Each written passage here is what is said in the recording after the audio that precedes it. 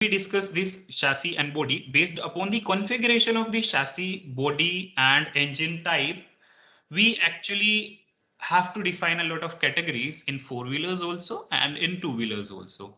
So we'll see what turns out to be a discussion on day three about this. So now, yes, there would be a question in should be in your mind. Do you know various categories of two-wheelers? So at the end of these, I think 5 to 10 slides, I have a question written below every slide. So that is just to divert your attention towards looking in the parameters. Like when this session is over, you go back to your places, or you just are searching on internet. So you also search about, do you know various categories of two-wheelers?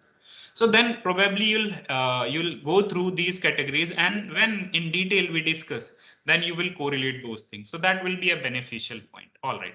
Now going further, we have three-wheelers also. So mainly three-wheelers are designed for carrying goods or passengers. So yes, there are some three-wheeler utility vehicles also, but yes, the count is very less. So they could be ATVs, or they could be the reverse trikes, or they could be some drift trikes. So they are the creational vehicles, and they are the utility vehicles. So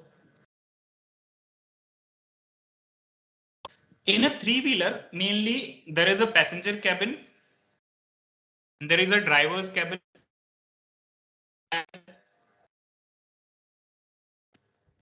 there is a luggage cabin also.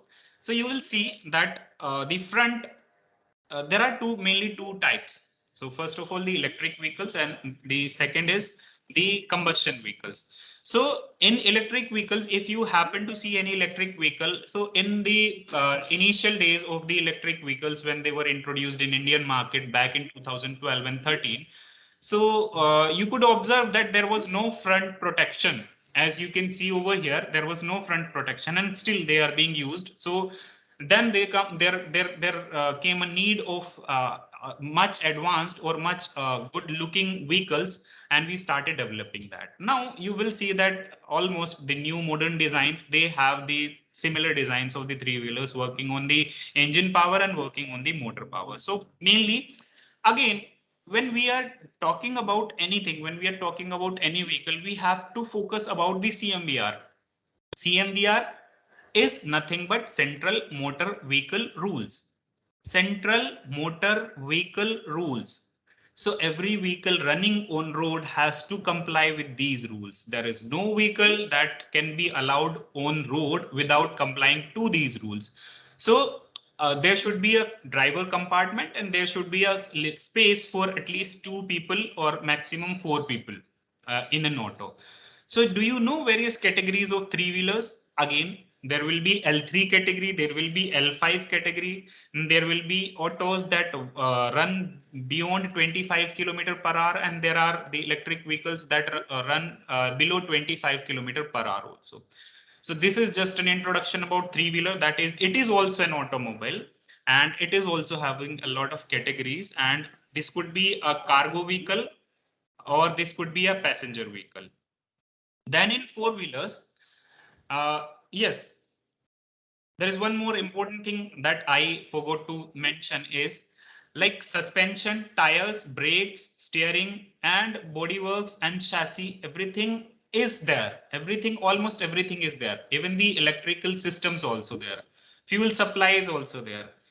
The only thing that is different is the arrangement of those things, because that the design of three-wheeler asks us to design the things in its particular layout. Like we cannot design a three-wheeler that looks like a four-wheeler, right? So there will be no point of doing that. Yes.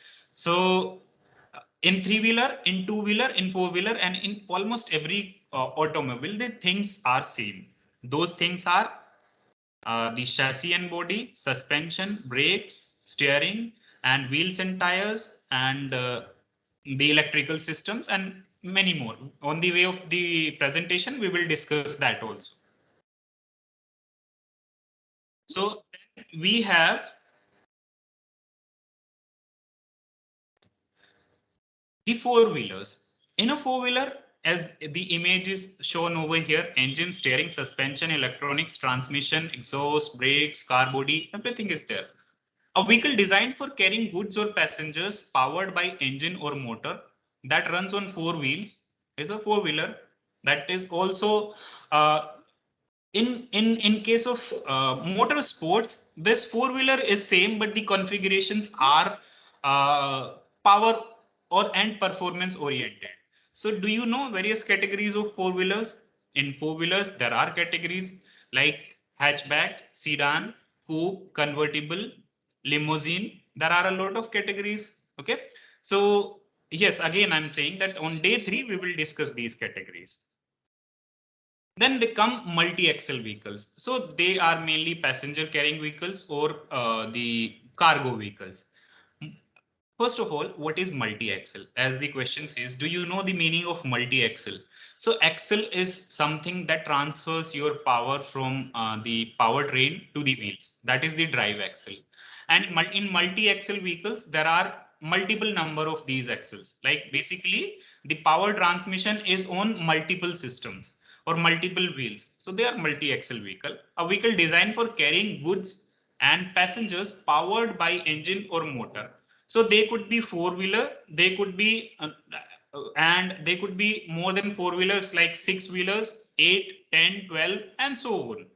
So these are multi-axle vehicles.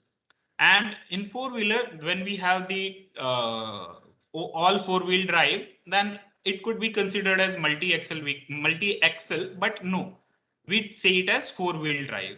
So that is not considered to be as a multi-axle vehicle. Multi-axle vehicles are usually very large in size, like your multi-axle buses, your multi-axle trucks that have to carry a lot of load, and that too in a safe and organized order. Then automotive systems. Okay. We are slowly approaching towards our discussion, that is internal combustion engine. I know, have patience, but in order to reach there, we have to oversee, because see, engine is not the only thing that should be there inside a vehicle or inside an automobile. There are a lot of components, and performance of engine depends on those components and their design and their placement as well. So what is automotive systems? See, the configuration is something like that. First of all, the automobile comes, then automobile system comes, and in those systems, assemblies comes. Then in like we have a automotive system named chassis and body. So what is chassis and what is body? A chassis is the load bearing framework and the body is the outer cover or shell. So basically chassis accommodates everything, every component like your engine, wheels and tires, your fuel tank, seat, and the several other systems or attachments or mountings. The chassis has that. Chassis also withstands the load that is either static or dynamic. From static means the weight of the car when it is standing. It is the static load, and dynamic load means when the car is running, there will be additional load due to the road condition, due to the driver condition, and due to the loading condition on the vehicle. So these everything are borne by the chassis. So we will understand in detail how and on what parameters these chassis are defined or designed. And then comes the body. Because if you do not have any finished layout, if you do not have any aesthetic layout or outlook of the vehicle, it won't look good. So we need to have something that appeals the viewers. We need to have something that makes the vehicle look good. So in order to have that, we need to make some body or cover, and that is your shell or cover, that is your body. So have you ever seen any monocoque chassis? Just imagine, what are the types of chassis? There is monocoque, there is monologue, there is unibody, there is ladder frame, there is space frame.